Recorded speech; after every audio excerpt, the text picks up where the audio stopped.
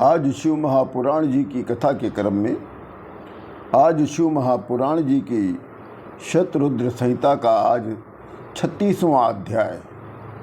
इस अध्याय का नाम है पुत्र निमित्त तप करते हुए द्रोणाचार्य के यहाँ अश्वत्थामा के रूप में शिव जी का अवतार।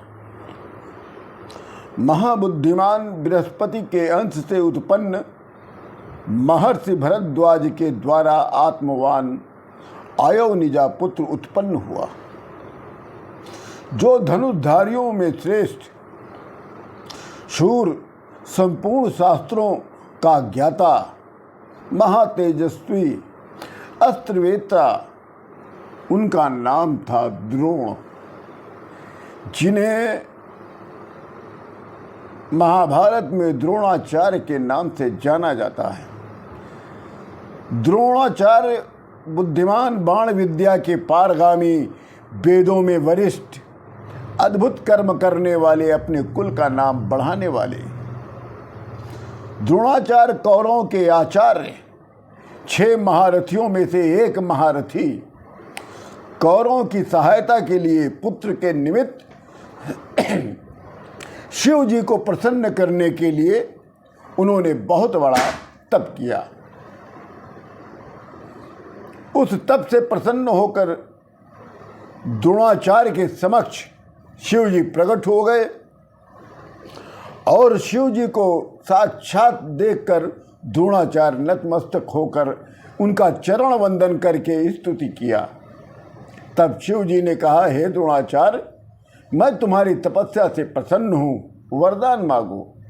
तब द्रोणाचार्य ने कहा, हे प्रभु, मुझे महाबली सर्वथा अजेय अपने अंश से उत्पन्न एक पुत्र वरदान में दे दीजिए।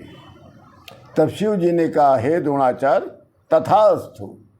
इतना कहने के बाद शिव जी अंतर्ध्यान हो गए और द्रोणाचार्य भी प्रसन्नता पूर्वक अपने घर आए और सारा वृत्तांत अपनी पत्नी को बताया।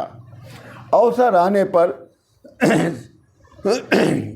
आने पर सर्वांत प्रभु रुद्र अपने अंश से महाबलवान अश्वत्थामा के रूप में, उनके पुत्र के रूप में प्रकट हो गए। अश्वत्थामा जो थे वो शिव जी के अंश से उत्पन्न थे। द्रोणपुत्र अश्वत्थामा की जो आंखें थी वो कमल के समान थी। अश्वत्थामा अपने शत्रुओं में सबसे भयंकर लगते थे। अपने पिता द्रोण की आज्ञा अनुसार अश्वत्थामा कौरवों के लिए सहायक हुए। भीष्म सहित समस्त कौरव अश्वत्थामा के बल के सामने देवताओं को भी अजय नहीं माना, उन्होंने केवल अश्वत्थामा को अजय माना। अश्वत्थामा के ही कारण पांडव लोग कौरवों को जीतने में असमर्थ रहे। तभी श्री कृष्ण के उपदेश से महाबली अर्जुन शिव जी की तपस्या करके शिव जी से अस्त्र प्राप्त किया, कौरवों पर विजय प्राप्त कर लिया। महादेव के अंश से उत्पन्न अश्वत्थामा युद्ध में शिक्षित कौरवों के पुत्रों का विनाश कर दिया। पुत्र के शोक से दुखी श्री कृष्ण सहित अर्जुन जब अश्वत्थामा को अपनी ओर आते देखा तो ये लोग उसको दौड़ा लिए। अश्वत्थामा डर के मारे भागने लग गया। तब अश्वत्थामा डर के मारे अर्जुन पर ब्रह्मशिर नामक एक अस्त्र का प्रयोग कर दिया।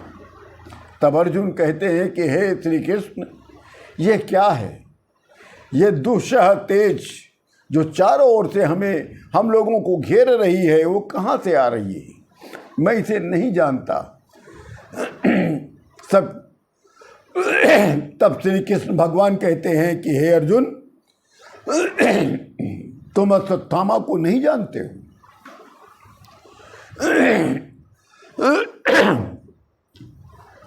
ये उसी के द्वारा चलाया हुआ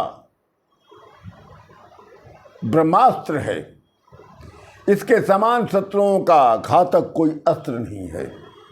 तुम शीघ्र ही भगवान शंकर का स्मरण करो और ये ब्रह्मास्त्र नामक अस्त्र अमोघ है, फिर भी उनकी प्रतिक्रिया को बदलने के लिए शिव जी के अस्त्र के अलावा कोई और अस्त्र नहीं है। इसलिए तुम शिव जी का स्मरण करके शिव जी के द्वारा प्राप्त अस्त्र का प्रयोग कर दो।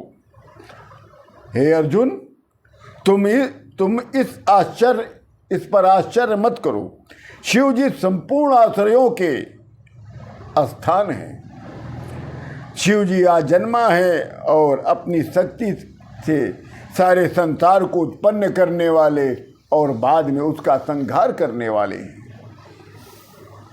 इसी समय अर्जुन की पुत्र वधू उत्तरा, उसने श्री कृष्ण जी की स्तुति करना प्रारंभ कर दिया और स्मरण करना शुरू कर दिया। तब श्री कृष्ण ने हृदय से सदाशिव का ध्यान किया, उनकी स्तुति करके उन्हें प्रणाम करके ये जान लिया कि पांडवों के विनाश के लिए अश्वत्थामा ने इस अस्त्र का प्रयोग किया है।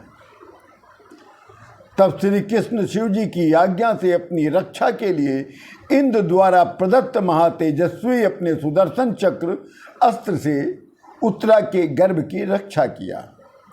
शिव जी की आज्ञा से ही श्री कृष्ण ने उत्तरा के गर्भ में अपना स्वरूप भी धारण कर लिया।